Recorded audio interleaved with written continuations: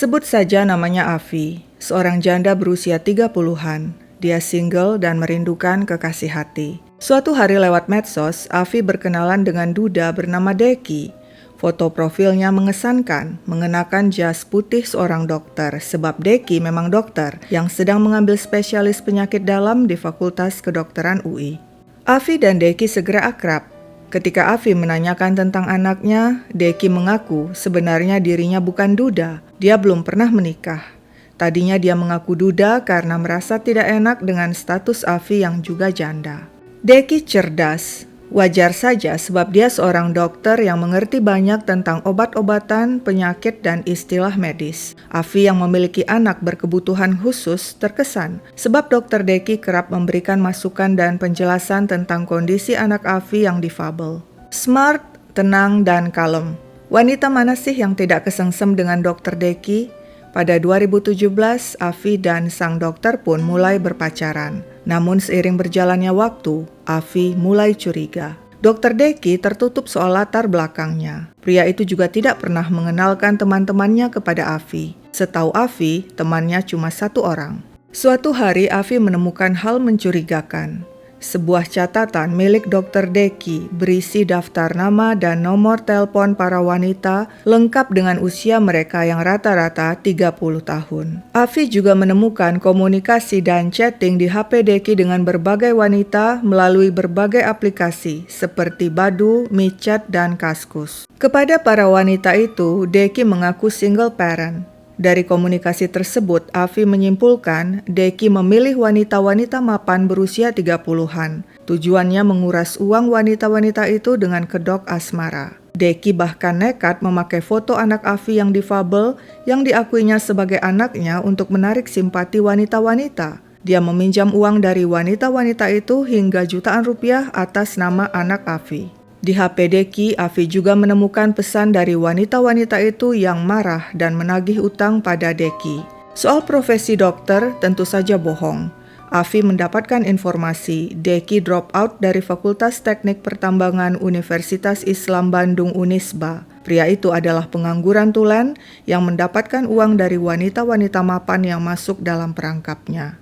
Selama setahun hubungan asmara mereka, sama dengan wanita-wanita lainnya, Avi juga terjebak dan telah meminjamkan uang kepada Deki hingga 20 juta. Avi mengumpulkan semua bukti tipu muslihat Deki untuk berjaga-jaga jika suatu waktu nanti dirinya melaporkan pria itu kepada polisi. Setelah itu, Avi pun memutuskan hubungan dengan Deki. Angela Hindriyati Wahyuningsih, usia 30-an, seorang janda cerai beranak satu, tinggal di lantai 33 sebuah apartemen di Jakarta Selatan. Angela wanita mandiri. Selain berperan sebagai ibu, dia juga wanita karir dan pernah jadi aktivis Wahana Lingkungan Hidup Indonesia atau WALHI. Dulu dirinya bekerja sebagai editor dan wartawan di majalah Femina sebelum akhirnya bergabung dengan Superindo. Ada tragedi dalam kehidupan Angela. Pada 2018, putrinya Ana yang berusia 15 tahun meninggal dunia akibat melompat dari unit apartemen mereka di lantai 33. Ana diduga depresi karena kesulitan mengikuti ujian bahasa Mandarin. Meski sangat berduka, Angela tetap tabah menjalani hari-harinya, termasuk bekerja sebagai pegawai Superindo. Seperti pada 23 Juni 2019, Angela berangkat ke Bandung dalam rangka tugas kantor. Di Bandung, Angela menginap di sebuah hotel. Esoknya, 24 Juni siang hari, Angela balik ke Jakarta. Tapi keesokan harinya, Angela tidak masuk kantor. Begitupun hari-hari berikutnya.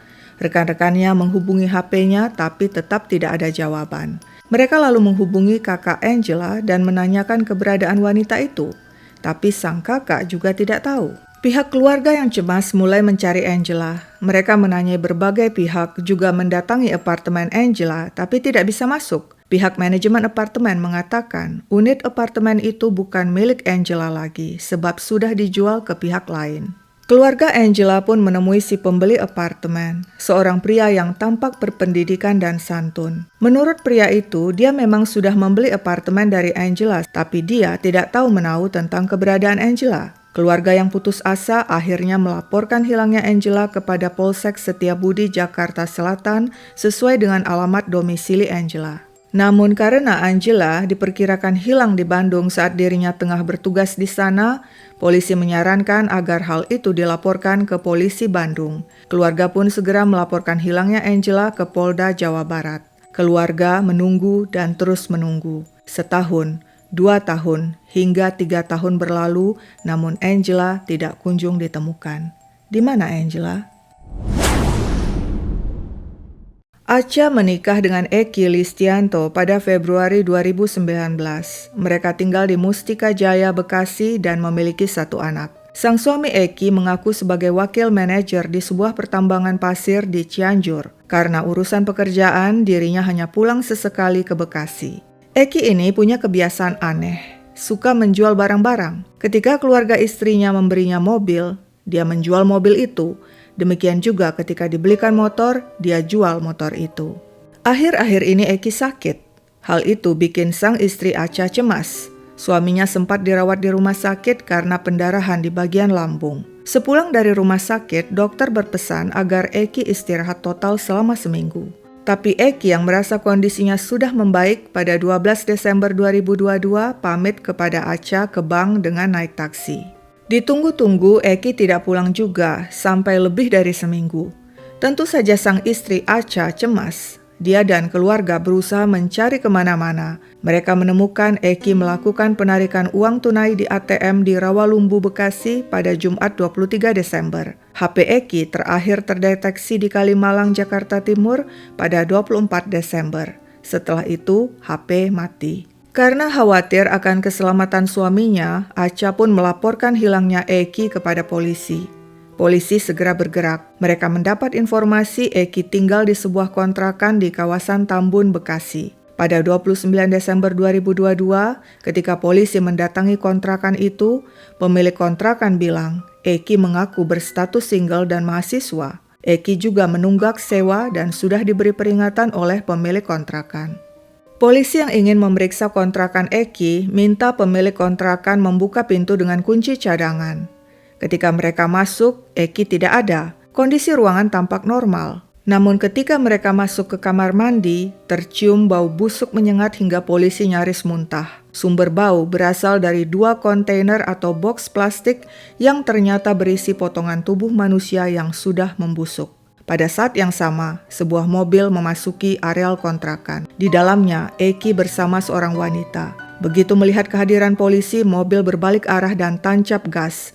Polisi langsung mengejar dan berhasil meringkus Eki. Polisi mengatakan pada Eki, sang istri Acha melaporkan dirinya hilang. Tapi saat polisi mencari dan memasuki kontrakannya, mereka malah menemukan potongan jasad manusia di dalam kontainer. "Jasad siapa itu?" tanya polisi. "Nova," jawab Eki berbohong.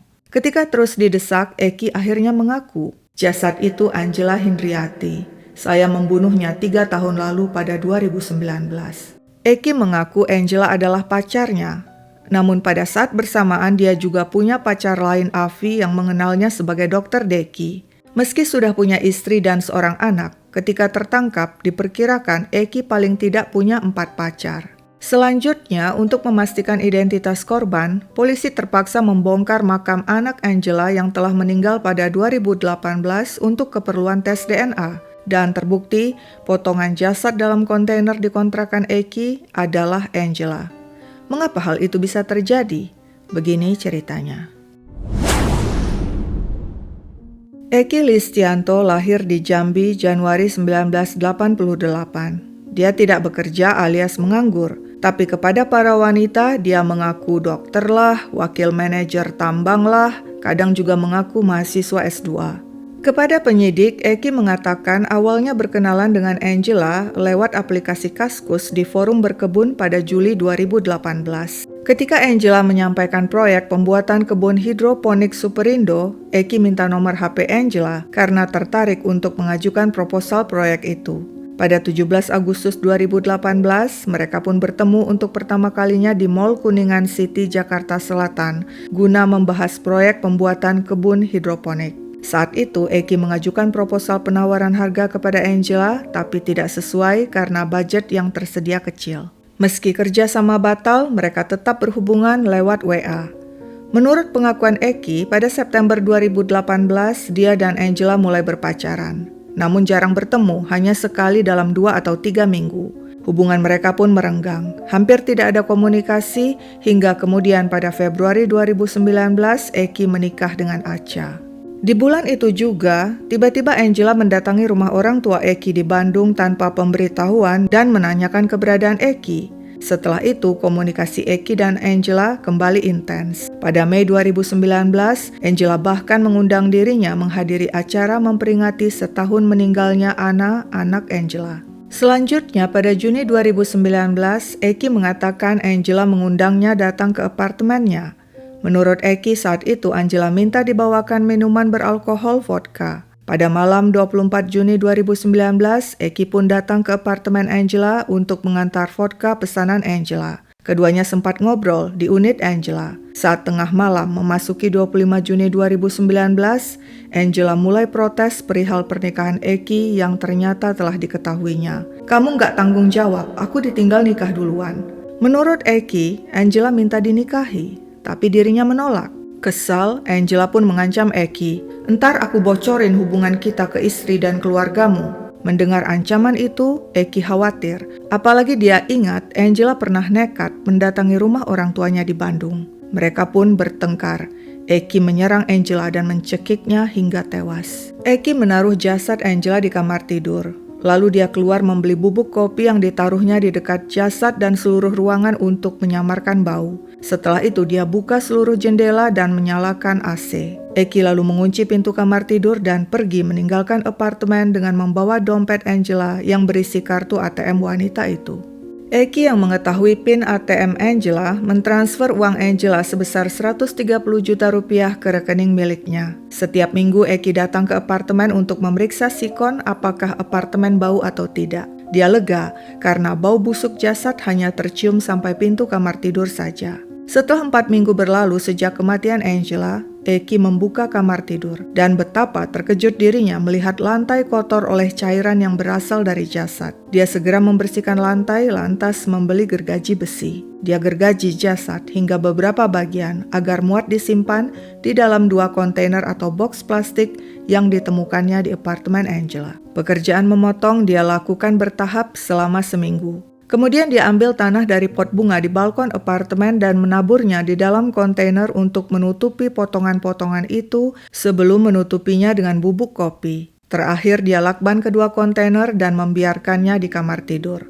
Sesekali Eki mendatangi apartemen hanya untuk mengecek sikon. Tidak seorang pun tahu ada jasad di unit apartemen itu karena bau busuk hanya sampai di ruang depan kamar tidur saja. Sementara itu, Eki membuat surat palsu perjanjian jual beli unit apartemen Angela di bawah tangan. Seolah-olah telah terjadi jual beli antara Angela selaku penjual kepada Eki selaku pembeli. Eki memalsukan tanda tangan Angela dan tanda tangan saksi-saksi transaksi jual beli tersebut. Berbekal surat perjanjian jual beli palsu itu, Eki mendatangi kantor pengelola apartemen. Dia bilang unit apartemen di lantai 33 sudah beralih kepemilikan dari Angela kepada dirinya, Eki Listianto.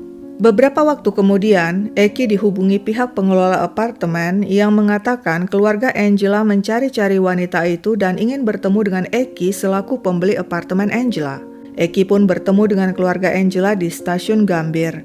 Keluarga Angela bertanya pada Eki tentang penjualan apartemen tersebut dan keberadaan Angela. Eki membenarkan dialah pembeli apartemen tersebut seharga 1 miliar, tapi dia tidak tahu menahu tentang hilangnya Angela. Eki pun kembali beraksi.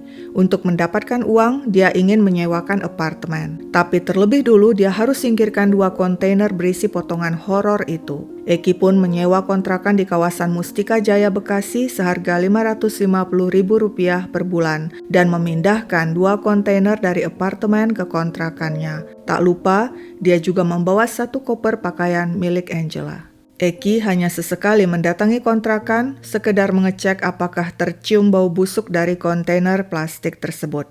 Nah, sekarang apartemen sudah kosong, siap disewakan. Pada Januari 2020, Eki memasang iklan penyewaan apartemen dan berhasil menyewakannya 70 juta per tahun. Tapi ada masalah. Ketika Eki mencoba mendaftarkan plat nomor kendaraan penyewa apartemen, pihak pengelola apartemen minta bukti bahwa Eki lah pemilik apartemen. Kami minta akta jual beli atau fotokopi sertifikat yang sudah balik nama atas nama Anda. Demikian kata pengelola. Eki berkelit, aktanya sedang diurus notaris. Eki pun segera mengurus akta tersebut. Pada Juni 2020, dia datangi kantor notaris di Lenteng Agung, Jakarta Selatan dengan membawa surat perjanjian jual beli palsu antara dirinya dan Angela. Dia bilang ke notaris ingin dibuatkan akta jual beli, tapi notaris bilang tidak bisa, sebab pihak penjual harus hadir atau harus melalui penetapan pengadilan. Eki lalu menghubungi teman SMA-nya, Selga, dan minta tolong Selga nantinya mengaku di pengadilan bahwa Selga hadir menyaksikan transaksi jual beli antara Eki dan Angela. Selga setuju, dan Eki dengan bantuan seorang pengacara mengurus akta itu ke pengadilan. Akhirnya pada Februari 2021, Pengadilan Negeri Jakarta Selatan memutuskan Eki Listianto adalah pemilik unit apartemen di lantai 33 dan putusan tersebut dapat digunakan untuk balik nama sertifikat. Eki pun melakukan proses balik nama atas unit apartemen tersebut. Pada Maret 2021, Eki berhasil menjual apartemen itu seharga 800 juta rupiah. 2 bulan kemudian pada Mei 2021, Eki memutuskan mencari kontrakan baru di kawasan Tambun, Bekasi, lalu memindahkan 2 kontainer horor dan 1 koper berisi pakaian Angela ke sana. Selanjutnya, Eki hanya sesekali mengunjungi kontrakan itu untuk mengecek kondisi kontainer. Semuanya aman terkendali. Pada Agustus 2022, ketika Eki kembali datang ke kontrakan untuk mengecek, dia membuka kontainer dan mencium bau menyengat. Kemudian kedua kontainer plastik itu dia pindahkan dari ruang tamu ke kamar mandi.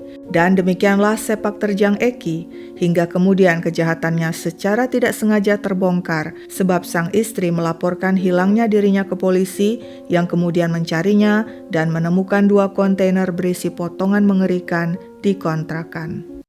Persidangan kasus pembunuhan Angela digelar di Pengadilan Negeri Cikarang. Jaksa penuntut umum mendakwa Eki dengan pasal pembunuhan berencana dengan tuntutan hukuman mati. Namun pada akhirnya, hakim menyatakan Eki tidak melakukan pembunuhan berencana. Dia lolos dari hukuman mati dan divonis penjara seumur hidup. Keluarga Angela kecewa atas keputusan tersebut. Mereka ingin Eki divonis mati. Mereka yakin Eki telah merencanakan pembunuhan Angela guna merampas harta wanita itu termasuk apartemennya. Latar belakang Eki menunjukkan dia sudah sering melakukan penipuan terhadap banyak wanita untuk memoroti uang mereka dan hal tersebut juga diakui mantan pacar Eki. Keluarga Angela sama sekali tidak mengenal Eki. Mereka mendapat informasi dari rekan Angela bahwa Eki sering meminjam uang pada Angela, sampai-sampai untuk biaya perbaikan mobil pun meminjam uang Angela. 3 tahun lamanya keluarga Angela mencari keberadaan wanita itu, hingga akhirnya pada akhir Desember 2022, Angela ditemukan di dalam 2 kontainer di kontrakan Eki. Angela dan sang anak, Anna, keduanya meninggal dengan cara yang sangat tragis. Angela dimutil dengan gergaji, sedangkan sang anak Anna, konon katanya bundir melompat dari lantai 33 apartemen. Sempat ada kecurigaan Anna juga dibunuh Eki, namun hal itu sepertinya tidak terbukti. Di TPU Kampung Kandang di Jagakarsa, di sanalah Angela dimakamkan 1 liang lahat dengan sang anak Anna. Rest in peace. Sekian dulu ceritaku, sampai jumpa kapan-kapan.